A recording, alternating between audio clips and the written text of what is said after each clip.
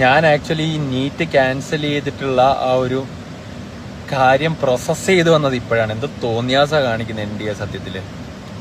അതായത് ഒരു എക്സാം എഴുതാന്ന് പറഞ്ഞാൽ എത്ര എഫേർട്ട് എടുത്ത് എക്സാം എഴുതി. നമ്മുടെ കൂട്ടത്തിൽ 711 12 ഒക്കെ വാങ്ങിച്ചവരും 705 ഒക്കെ വാങ്ങിച്ചൊരു ഇഷ്ടം പോലെ ഉണ്ട്. അപ്പൊ ഇവരുടെയൊക്കെ മാനസികാവസ്ഥ എന്ന് പറഞ്ഞാൽ ചെറിയ കാര്യമില്ല. ഒരു എക്സാം എഴുതിയിട്ട് വീണ്ടും എക്സാം എഴുതെന്ന് പറഞ്ഞാൽ കുറച്ച് നാൾ കഴിഞ്ഞ് വന്നിട്ട് എഴുതേണ്ടി വരും എന്ന് പറഞ്ഞു കഴിഞ്ഞാൽ എന്റെ ഈ പണി നിർത്തി വരെ പണിക്ക് പോകുന്നതാണ് നല്ലത്. കാര്യം അല്ലെങ്കിൽ ഇത് അന്വേഷിക്കണം. കാര്യം പറയുന്നത് കേരളത്തിൽ പഠിക്കാൻ വന്നിട്ട് രാജസ്ഥാനാണ് ക്വസ്റ്റ്യൻ കിട്ടിയെന്ന്. എവിടുന്ന് ക്വസ്റ്റ്യൻ കിട്ടിയെന്ന്, എവിടുന്ന് ഇത് ചോർത്തിയത്, ഇതൊക്കെ അന്വേഷിക്കണം. അല്ലാതെ ഇത് ഇവിടെ വെച്ച് നിർത്തിയിട്ട് റീ എക്സാം നടത്തിയിട്ട് നിങ്ങളെ വഴിക്കുമല്ലേ ഉണ്ട്.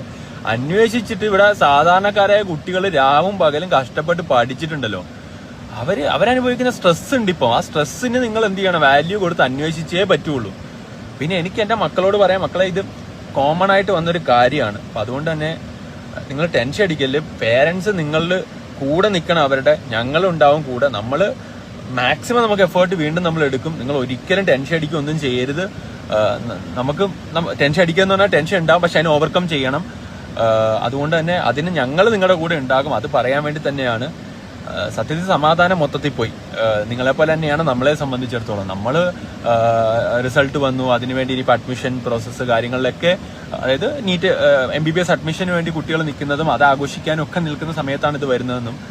അപ്പം ഈ പറഞ്ഞ പോലെ നിങ്ങളുടെ സ്ട്രെസ് നിങ്ങൾ എന്ത് ചെയ്യണം, മാക്സിമം കുറച്ച് നിങ്ങൾ ഇന്ന് സമാധാനമായിട്ട് ഒന്ന് പ്രോസസ്സ് ചെയ്തിട്ട് നിങ്ങൾ നാളെ തന്നെ പഠിക്കാൻ തുടങ്ങാന്നുള്ളത് തന്നെയാണ് എനിക്ക് പറയാനുള്ളത്. ഇപ്പൊ സൈലം ചെയ്യുന്ന എന്താന്ന് വെച്ച് കഴിഞ്ഞാൽ മൊഡ്യൂൾ വൈസ് ആദ്യമേ നിങ്ങൾ റിവൈസ് ചെയ്യണം. അല്ലേ, നിങ്ങൾക്ക് ഇപ്പോൾ 0 എന്ന് പറഞ്ഞ മോഡൽ എക്സാം മാത്രം നടത്തിയാൽ പോരാ. മൊഡ്യൂൾ വൈസ് റിവിഷൻ ഉണ്ടാകും. എന്നിട്ട് നമ്മൾ എന്ത് ചെയ്യും, ഈ പറയുന്ന പോലെ ഫുൾ മോഡൽസിലേക്ക് എക്സാംസിലേക്ക് പോകും. ആ എക്സാമിന്റെ ക്വസ്റ്റ്യൻ ഡിസ്കഷൻ കാര്യങ്ങളാണ് നമ്മൾ ഓഫ്ലൈനിലായാലും ഒക്കെ പ്ലാൻ ചെയ്യുന്നത്. ഹോസ്റ്റലിൽ നമുക്ക് നിങ്ങൾക്ക് വന്ന് നിൽക്കേണ്ടവർക്ക് നിൽക്കാം. അതിനുവേണ്ട സപ്പോർട്ട് എല്ലാം നമ്മൾ തരും. ബാക്കി എല്ലാ കാര്യങ്ങളും നമ്മൾ പ്രോപ്പറായിട്ട് നിങ്ങളുടെ കൂടെ തന്നെ ചെയ്യും എന്നുള്ളതാണ് നമ്മൾ പറയാനുള്ളത്.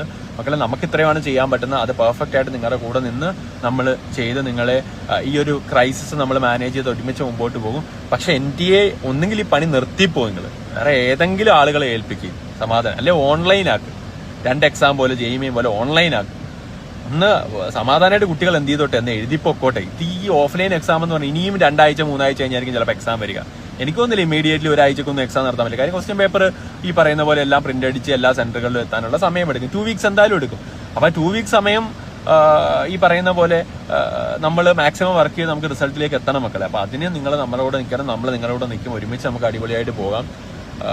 ഈ അവസ്ഥയ്ക്ക് നമ്മൾ എന്താണെന്നറിയത്തില്ല. ഈ അവസ്ഥ ഇനി ഉണ്ടാവാതിരിക്കട്ടെ. അതിനുവേണ്ടി എല്ലാ എഫേർട്ടും എന്ത് ചെയ്യുക, എല്ലാ അധികാരികളും ഇതിനുവേണ്ടി എടുക്കുക. കുറ്റക്കാരെ ശിക്ഷിക്കണം, അതിലൊരു സംശയം ഇല്ല.